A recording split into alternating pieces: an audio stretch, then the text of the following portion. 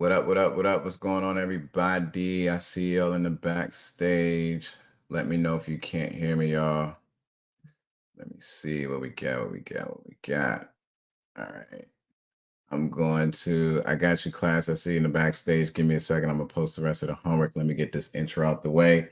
Welcome back, everybody. Shout out to the YouTube family, everybody on Facebook, Twitter, Instagram, wherever you are joining us. Thank you, thank you, thank you. It's another Cyber Thursday.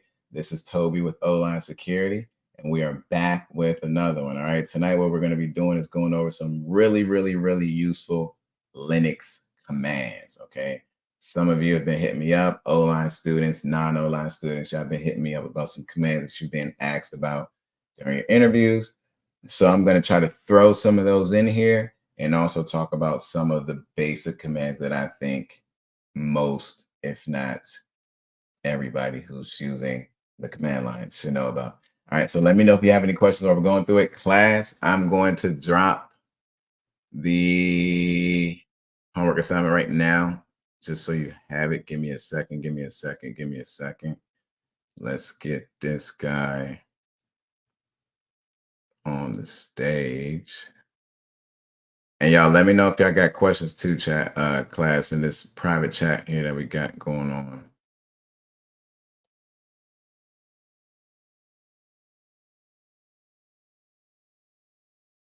All right, let's go ahead and get into it. Right, I think I posted some of the commands in the description on YouTube. So let me go grab those real quick. I'm going to go through a few off the top, but I just want to make sure I hit everything that I said on YouTube. All right, so right now I'm logging into my Ubuntu operating system. Most of you are familiar with the different OSs. If you're not, please, please, please understand, right? Take some time to research and understand what an operating system is. It's crucial to the actual computing system, right? We have Linux, you have Windows, you have iOS. Those are your main ones. Ubuntu is a type of Linux operating system. So, and the commands that you're running are definitely going to be dependent on the operating system. So I'll try to do my best to tell you which ones work on Windows, which ones work on Linux. All right, so let's get through it, y'all. I don't want this video to be too long. I want it to be really, really short so you all can listen to it on the drive, going to work, in the shower, wherever you don't have your hands too busy, right? So let's get to it. First command, well, let me see what I have here first. All right, I got some playbook stuff here. So let's go into, well, actually, I'm gonna use the commands. I'll explain the commands as we go into it. So the first command that I just ran was the ls command. The ls command is gonna list out the contents in your directory, right? It's like opening up a folder, right? I'm gonna open up this folder over here. And as I open up this folder, I can see all of these files. That's the same thing the ls command is doing. If I type ls, you can see the connection, test.yaml, desktop, documents, downloads, all these other files, just as if I were to just open up this folders icon. So the ls command is just doing that. It's showing you the contents in that directory that you're in, right? The directory, a directory, if you don't know what that is, it's to keep it simple, it's just folders inside of folders, right? A directory is just folders inside of folders. So right now, I'm in a directory. If I want to know which directory that I'm in, I just type pwd. That stands for present working directory. Okay. And it shows me that I'm in my home student directory. So I'm in this folder called student, which is inside of or nested inside of this folder called home, right? A directory is just a folder within folders. All right, so cool. We talked about ls, very, very basic command. You're going to use that almost every single day. pwd, present working directory, is showing you the current directory you are in, right? The current folder or nested folder that you're in. Now, if I wanted to change directories, if I want to go into my downloads directory, my documents directory, and my desktop directory, I would use the cd command. cd is going to change directory. It's similar to opening up this GUI right? This is a graphical user interface, something we can interact with. Changing directory is just as easy as clicking into the downloads folder, going back, clicking into the documents folder, going back, clicking into the publics folder, going back. But instead of clicking and using a GUI, interacting with a graphical user interface, we're going to do it from the command line. CD downloads. Now we're in the downloads directory. Question: how do I check? Oh, let me get that off the screen before y'all start cheating. How do I check the current directory that I'm in? What command can I use to check the current directory that I am in? Let me see. Let me grab the chat real quick. Where y'all at? Where y'all at? Where y'all at? There we go. There we go. There we go. Good job. Good job. Oh, what up, Will? What's up? What's up? What's up? What's up, man? Let me know if you want to come up stage and ask some questions, bro. Yes, we're going to use the pwd command. Good job, y'all. All right. So just to confirm that we're under downloads, I'm going to use pwd. All right. If we want to go back a directory, just do cd space dot dot. CD space dot dot. Boom. Confirm that we're back under our home directory. Right. I don't have to say home student. I can just say my home directory because I am the student account. And that brings me to another one. How do I check which account that I'm using? Like the account that I'm currently in. Yes, I logged into it, but I could also, after I log in, I could switch user a couple of times from this, from the command line. So how do I know which account that I'm currently using? You just type who am I? The who am I command, and it lets you know you are student. Okay, we are the student. All right, let's do. All right, let's see what's over here.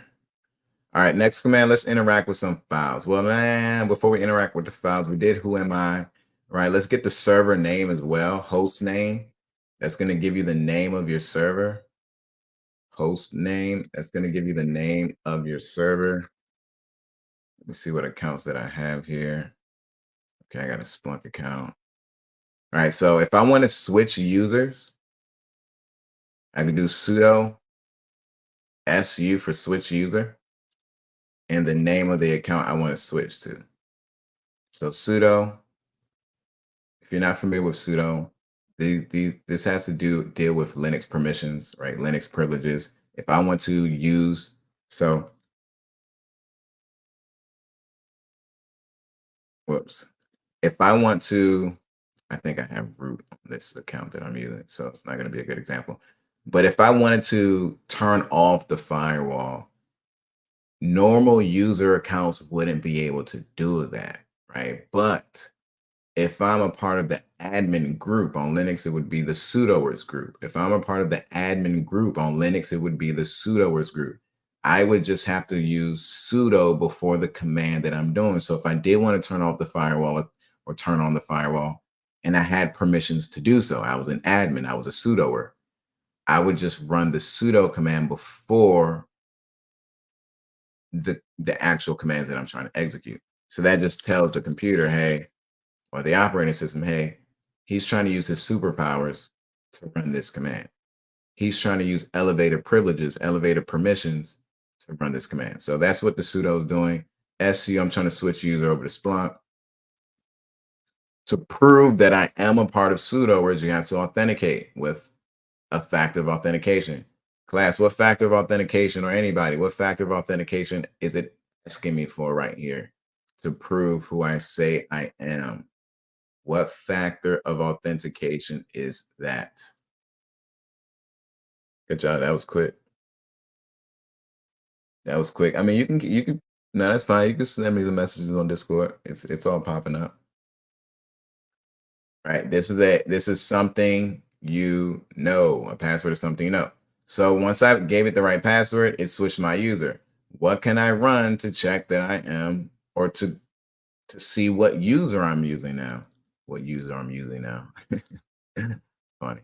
Who am I? Right. And now it's saying I'm Splunk, right? Because I just switched user over to Splunk. So I'm going to go back To go back to my account, I'm just going to type exit. I can verify that I'm back in the student account with who am I. All right, so let's interact with some of the files on this system now, right? To make a file, there are a few ways we could do it. We can use the touch command to make a new file. Touch followed by the name, new file.txt. And how can I list out the contents to see that file? Just type ls, and you will see new file.txt. Right? The touch, it's empty though, right? There's nothing in it. How can we open up this file? You would use the cat command. Cat, new file.txt. You see nothing came back out of it.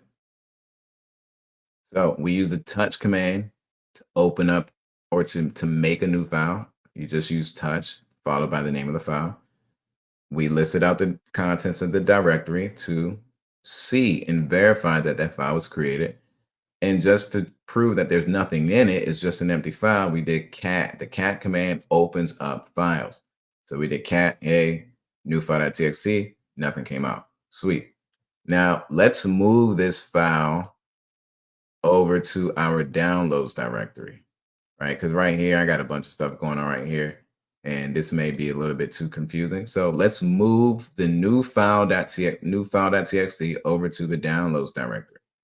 To do that, you would use the move command, mv, the name of the file, and where you want to move it to. mv, the name of the file, and where you want to move it to. And notice how, I don't know if you did notice, but I'm not spelling out the entire name. I just give a few unique characters, right? New is unique to everything else here. And then I hit the tab key, it's going to spell it out for me. Or if I do do, right? I need to give it an extra letter because two other folders have do. So I'm going to give W, and it's just going to spell it out, right? Tab it out for me. So let's move this new file to the downloads folder. Hit enter.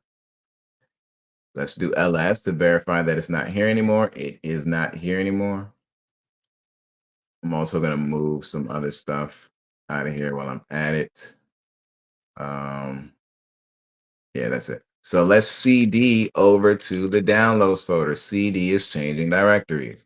I'm going to clear my screen because there's a lot going on here. There are two ways that I know you can do that. You can type the word clear and hit enter, or you can hit Control L, right? Clear or Control L, both of them are going to clear your screens. Either or, it's going to work. All right, sweet. And if I hit the up arrow on my keyboard, you can see the last few commands that I ran, right? We switched user over to Splunk. We ran the who am I command to validate our user. We created a new file with the touch command. We did ls to list out the directory. The cat command is going to open up that file. We moved the file over to the downloads folder. And now we change directories to downloads. If we type ls, you can see the new file is here. Right, and if you see this, that's just me hitting Control C. Right, that's cancel, cancel, cancel, cancel, cancel. If you ever get stuck on a command, just Control C and it'll cancel out of it. All right, let's make another file here. We're just going to do, this time we're going to do it a different way. We're going to use the echo command to echo something. We are going to echo something into a new file. So you're going to do echo whatever you want to echo into that file. Make sure you have quotes around it. And this is the greater than sign, I believe, and the name of the file, right? So second file.txt. Boom. So this is another way to make a new file. The touch command just creates an empty file. Echo command is going to echo some garbage into the name of a file that you give it. Right? If I do ls, you can see that we have two files now. If I cat open the second file, you can see that there's content in it. If we cat open the first file, there's nothing in it. All right, because we use the touch command to create it. Hey, what's up, Evan? Let me know if you got any questions, man.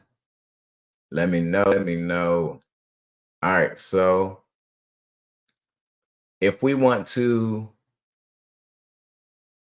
open up the file and edit it, we can use vim, vi, or vim, either one, and the name of the file.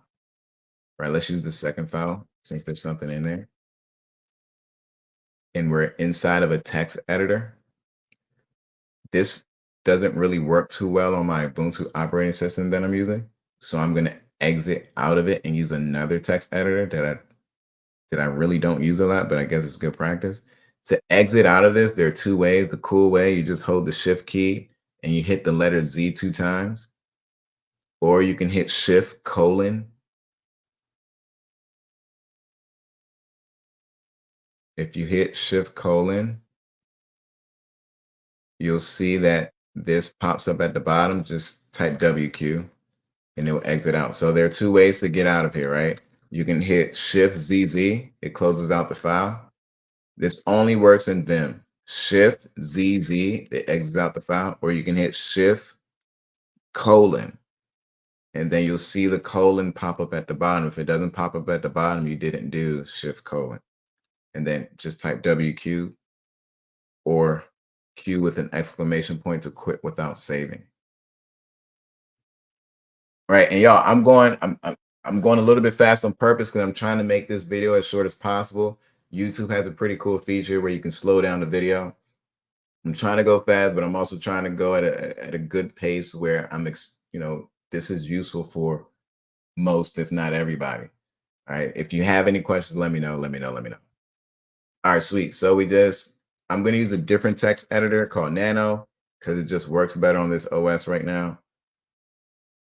Same thing. Let me go back and do it again. I'm just going to hit the up arrow to look at the last command, Nano, and then the name of the file that I want to edit. Right. And with Nano, pretty simple. You can add anything in here like any other text editor. With Vim, though, with VI, if you wanted to type stuff in, you have to hit the I key first, the I for insert. All right, so I just typed some stuff in here. If I want to save this, I have to hit Control X. After I hit Control X, you'll see this at the bottom. You just hit Y to save it and hit Enter. All right, that's Nano, right? If you want to do it with V, right, you can do the same thing. You come back here. Here, let me go back. I just hit the up arrow a few times to go to the last command I ran. V second file.txt. I hit enter. I can start editing this file, but you have to hit I first, right? Once you hit I, you can start typing stuff in. See, and then it starts doing this weird stuff. So I'm going to quit out of this. I'm going to hit escape and then shift colon and Q exclamation point. Enter. Whoops, my bad. There we go. Question is, should I learn CLI first? CLI is command line interface. Should I learn command line first before Kali? You can do both at the same time, right? Like, what do you mean learn Kali? Like, Kali is just an operating system with a bunch of different tools on it. There are a bunch of different tools, a bunch of different programs. So what do you mean learn Kali? Like, are you meaning learn a certain tool on Kali? Because you have Wireshark there, you have Metasploit there, you have forensic tools, you have pen testing tools, you have Nmap. Or are you talking about the operating system, right? The operating system is going to take you years to learn, even those tools. Oh, for pen testing, you'll learn it at the same time. You'll learn it as you go, right? Because you kind of have to navigate the command line, the terminal, to be effective at pen testing, right? So this is a good start, right? Learning these basic commands. You're going to use this 24/7 pen testing. There's no way you won't.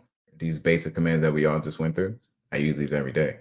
Right? This is like learning how to walk. So this is a good start. And as you go through pen testing, you're going to be learning more commands. Right. Got to know the basics. Exactly. All right, so we have some files here. Let's make a folder. We're gonna make a folder with the mkdir command, mkdir, right? Mkdir. And we're gonna call this folder a new folder.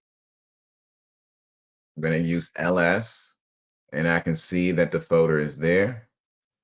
We can move this second file into that folder with the mv command, second, and the name of the folder. Hit ls. It's no longer in this current directory, right? If we do pwd, it's no longer under the downloads folder. If we do ls, new folder, it's going to open up the new folder, and we can see that the second file is under the new folder. If we want to remove a file, we do rm for remove and the name of the file, rm new file. If we want to, let's make another file real quick. I'm going to do touch another file.txt. Or you can just do touch file3 or touch picture.jpg. Hit ls, you can see those files are created. All right, you can make any type of file. So let's say we want to before we remove the directory, so I just don't want to get in trouble trying stuff out. No, you won't. You won't, man. Try it out, break it, do it in a virtual machine. It's better to break it, fail, make mistakes, fail again, get through it, fail again, get through it, fail again. That's the best way to learn. So let's change the permissions on files. All right, this is going to go into some discretionary access control. We're going to change some permissions. Let's say file 3. Let's look at the permissions on file 3. Let's do ls-ll.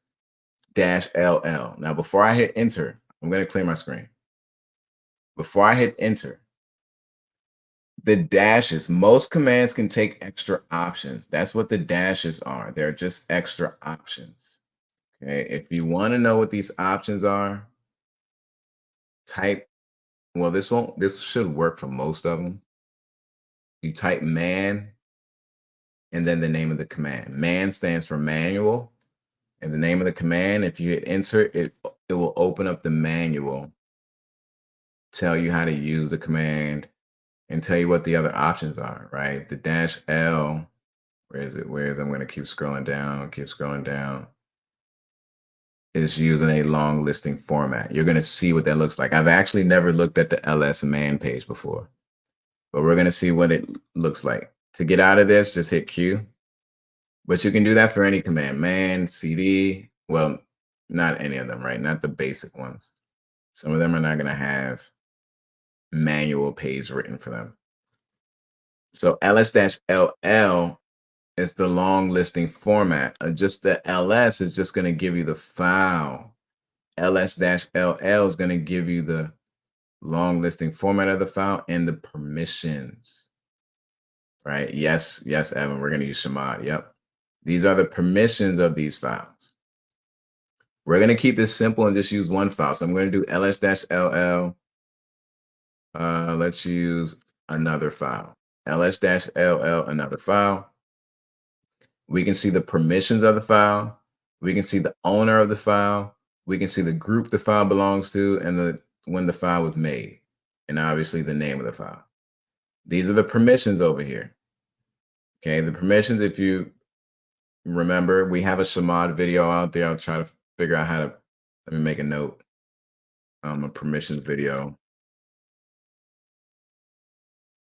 that'll teach you about the different octal numbers. But these permissions right here, read, so the first group, second group, third group, first group, second group, third group. The first group permissions, RW, is for the owner of the file. The owner can read and write. The second group is for the group of the file. The group can read and write. And then everyone else, which is the third group, can just read this file, right? So read, write, this is for the owner. Read, write, this is for the group. Read, this is for everyone else or all. So right now the owner can read and write, the group can read, write, and everybody else can read this file. We can use chmod to allow everyone to read and write this file. So read here, let me open up Nano. I'm going to create a file called notes. Okay. These are your permission notes. All right. Read equals 4, write equals 2, execute equals 1. All right. So RW, RW, and R. That's what we have on that file. So that means R plus W is 6. R plus W is 6. R is 4. All right. So read has an octal number of 4, write has an octal number of 2, execute has an octal number of 1, read write is 6, read write is 6, read is 4. Right. Read write X, that's going to be 7. Uh, X, it's going to be 1. Read X, it's going to be 5. All right. So you'll see why I'm writing that out. I'm going to hit the up arrow a few times. You can see these permissions. Read write, that's 6, 6, 4. If I want to change this for everyone to read, if I want to change this from 4 to read write, I would just do chmod. This is the chmod command. It's going to change permissions. I'll do chmod 6, 6, 4 or 6, 6. Well, no, we're not going to do that. No, sir. Not on my watch. We're going to change the number, my guy. We're going to allow everybody to just, let's say they can read and execute 665. No boy. All right. So we're going to do chmod 665 on this file. I'm going to hit the up arrow a few times. And now you can see we can still read write. We can still read, the group can still read write. And then read and execute is set for everyone now. Let's say we want to give everyone full permission. You can do chmod 777. That's full permission. You can read, write, execute. That's for the first. That's the owner.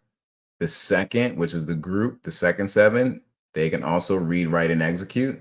And then the last 7 is everybody else. They can read, write, and execute. So you can see the owner can read, write, and execute. The group can read, write, and execute. Everyone else can read, write, and execute. Do you think this is a good permission set right here? Read, write, and execute for everybody. Let me know in the chat. Do you think this is best security practices? Read, write, and execute for everybody. Nah, it's not. Good job. Not at all. All right. So what if we want to change the owner, right? Let's change the owner. We can change the owner to Splunk. So we would do chown to change ownership. Change ownership. Splunk for the owner. And let's leave the group as students. And then the name of the file. Chown is going to change ownership. The owner, colon, group, name of the file. Owner, colon, group, name of the file. Enter. Oh, they say we don't have enough permission to do that. We don't have permissions to change the ownership of this file. But if I'm an administrator, if I'm a sudoer, chat, what should I run before this command? What should I put at the beginning of this command if I do have permission and I just need to let the system know, hey, I am a root, I am a sudoer, I do have admin permission. How do I invoke my superpowers? Good job. Good job. Good job. So I'm going to hit the up arrow. I'm going to clear my screen first with CL. I'm going to hit the up arrow. I'm going to hit Control A to get to the beginning of the line. So I don't have to keep tapping my left key over. And I'm just going to type sudo and then run the command. It's going to ask me for a factor of authentication to make sure I am who I say I am. Boom. If I do ls-ll, the name of the file, you can see the new owner and the new group. Well, we didn't change the group. we want to change it back, sudo chown student name of the file, do ls-ll, and it's set back. If we want to change the permissions back to what they were before, I believe it was, well, we're going to just change the permissions period into 644. And then the name of the file, boom, 644. The owner can read write, the group can read, the group can read. If this was a sensitive file, 400 would probably, 600 would probably be better. If it was a super sensitive file, only the owner should be able to read and write. If it's a super sensitive file, these are just good practices of discretionary access controls.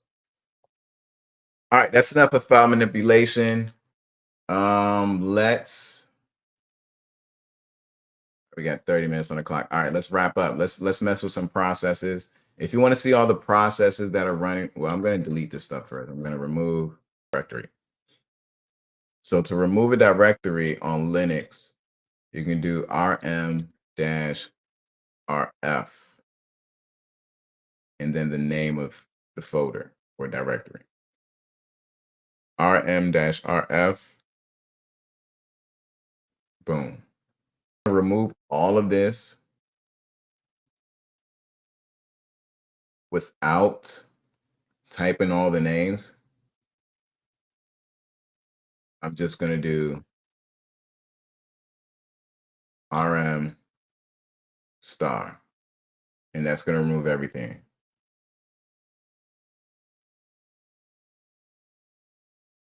All right, let's see. They said something. Hold on, I'm checking it right now. I'm checking. Give me 1 second. I'm going. Somebody told me to check something. Okay, it looks like it's good. All right, they were telling me to check the live stream. Looks like it's good. Let me know if you have that issue again. All right, sweet. So what are we doing? All right, let's mess around with the processes now. All right, so if you want to see the processes, the programs, the services that are running on your system, you would use a command called ps. On Windows, it's task list. Actually, let me see that on Windows. Let me go through something real quick. On Windows, you can't use ls. It won't work. You use dir on Windows. Okay, the dir command will work on Windows. pwd should work on Windows. To copy a file, I don't know if we copied it, but I'm going to make a file, touch new file.txt. If I want to copy that file, I just hit the cp command for copy, but I'm going to name it something different. Boom. Right, let's make that more realistic. I'm going to remove everything really quick. I'm going to echo something into a file called new file.txt, and now I'm going to copy the new file.txt into old file.txt. And if I do ls-l just ls, you'll see both of the files. If I cat open the new file and cat open the old file, you'll see they have the same thing. On Windows, you have to spell out copy. It's COPY on Windows. Okay, it won't be CP on Linux. On Windows, I don't think you can use the move command. You have to use MOVE. I believe you have to spell it out. Okay, I do believe you have to spell it out on Windows. On Windows, I think make dir will work. I'm not sure if rmrf will work on Windows. I think you have to do remove dir on Windows to remove the directory. All right, chmod and chown should work on Windows. We did those. Chmod and chown, they should both work on Windows. Now to check the running processes. Oh, there's a question. Hold on. It says learn the hotkeys for CLI. Yeah, learn the hotkeys. Like to get to the beginning of the line, Control A. To get to the end of the line, Control E. There are a bunch of different hotkeys though. To cancel out and go cancel that out, Control C. Clear the screen, Control L. Bunch of hotkeys though.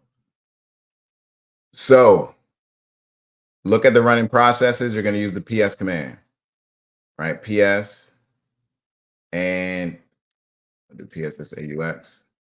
Yeah, that's a lot. So if I do PS-AUX, remember these options, they're just options for the command. If you do the man, look at the man page, you can look at what these options mean, right? I did A, select all processes,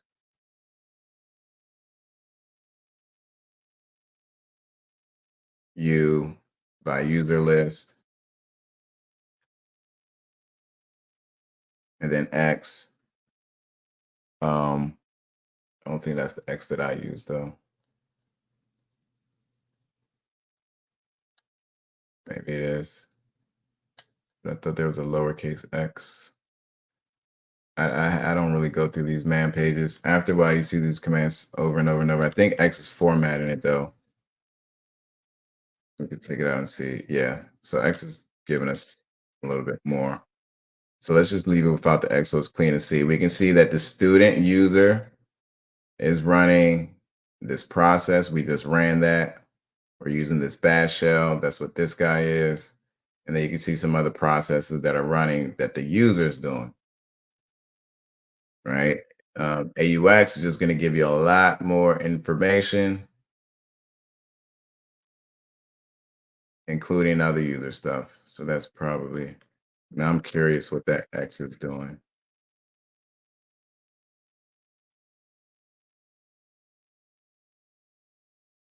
Let's see.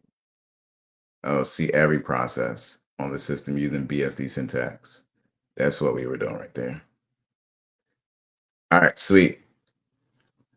That's PS. List out the processes. If you want to see the top running processes on your computer, you type the top command, right? It's going to show you the processes that are taking up the most resources. And this is a live command, right? So everything is live right now. I'm going to hit Q to get out of that. You said you get a syntax error. What did I get a syntax error for? Maybe when I was trying to run the Windows command here, but I was just showing the Windows command. But let me know if maybe I'm missing something. What did I have a syntax error for? All right, if you want to kill a process, right? Each process has a process number. This is the ID number for the process. If we want to kill a process, we just need the process number. All right, we can do kill. I think it's kill 9 and then the process number. Well, yeah, that process isn't going to exist, right? But this is the syntax to kill. We can look at the man page and it shows you kill. You can do an option. The option that I did was 9-9, right? You can kill all processes with -9-1, right? Be careful though to make sure you know what you're doing before you do that. But the kill command is what you can use to kill a process. If we still have these files here, I'm going to go into one of these files and just add some stuff in here. God, yes, there is responding to something. God, hello.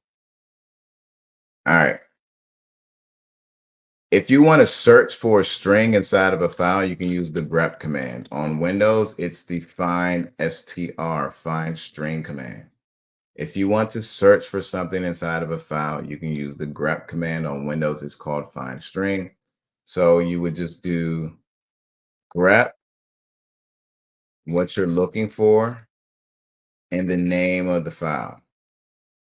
The command, the phrase or character that you're looking for, the name of the file, and it's going to give you all the lines that character or phrase or word exists on. That's the grep command or find string on Linux. You can use the find command to find the name, to find a file. Let me see how to use this again. Find -n, let's do new. Okay, let me go to the man page. It's been a minute since I've used the find command. Let's see. Find command is just going to search for a bunch of different files.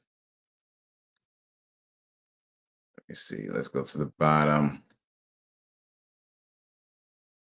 There we go. Oh, I had a space in between it. That's why. All right. So find dash name, because I'm trying to find a file based off of its name. Okay, I'm looking for a file based off of its name, and I'll just do new with a wildcard. The wildcard is going to match on anything after this word or after this phrase. And you can see it found our file.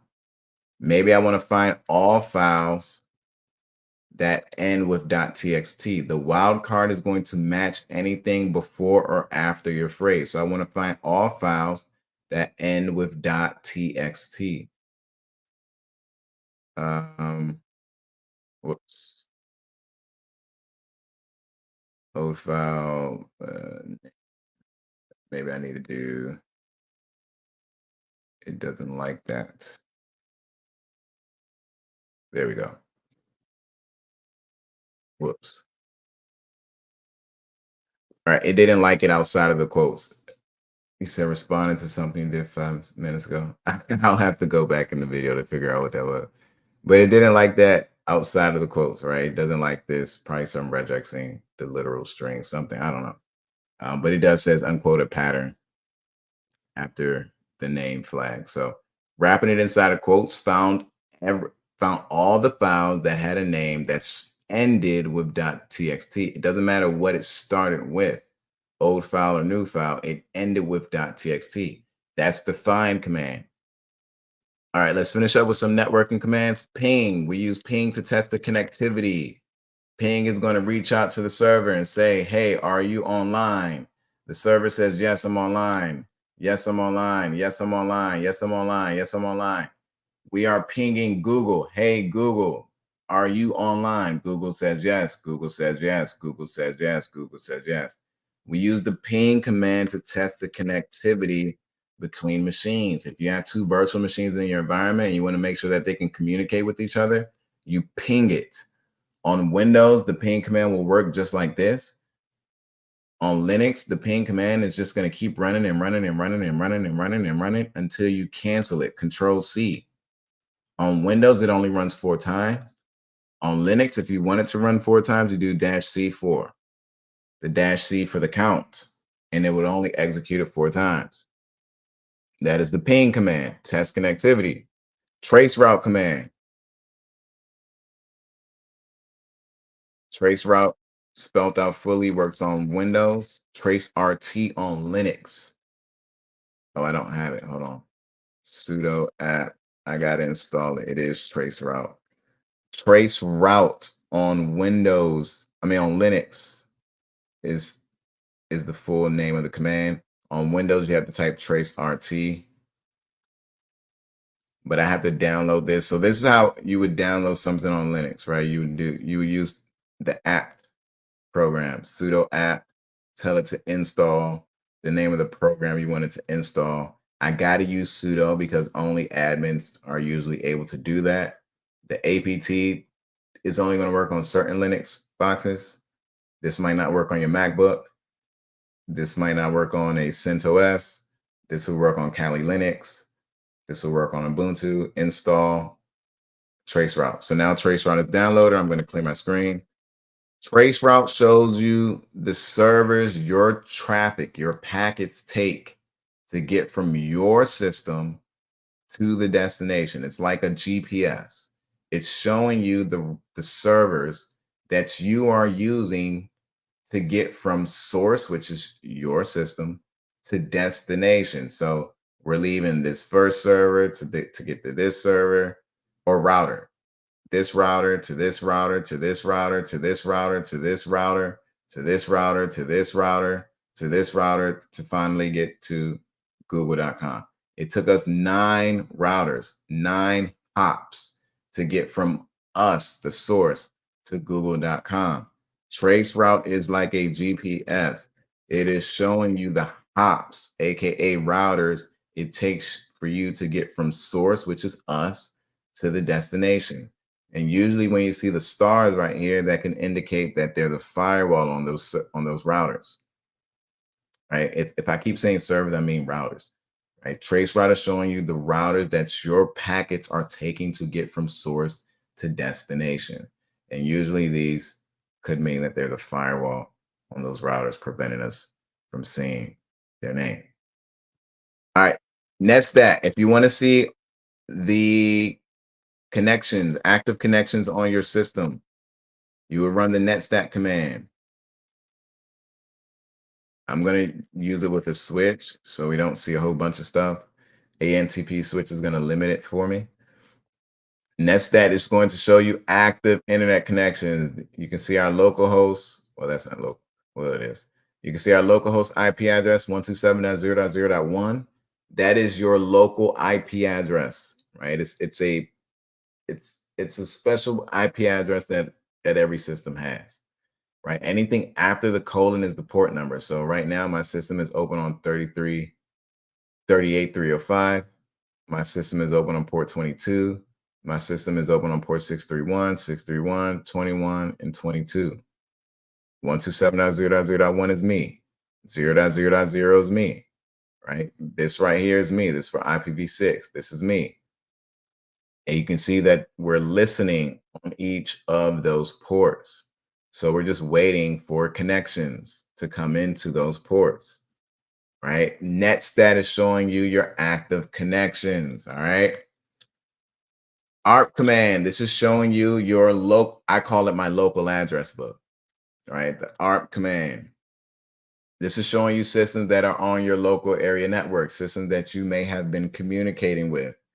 This is like a contact book for your devices. You can see the system's IP address and the system's MAC address.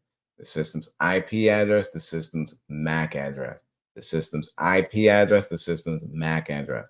These are systems that have been locally communicating with us at some point, and they exist on our network. Okay, this isn't showing you active connections. This is like a contact book. I don't remember everybody's phone number, so I save their name, the IP address of my phone, with their phone number, the MAC address. The ARP table behaves like that for you, right? Class, we'll see that when we get into networking and when we're blowing up Wireshark and looking at the traffic going back and forth. It's going to make a lot more sense.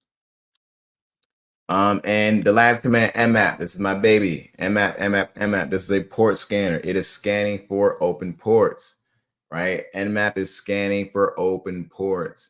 If you're familiar with ports, it's something that you can use to communicate or get access to another system.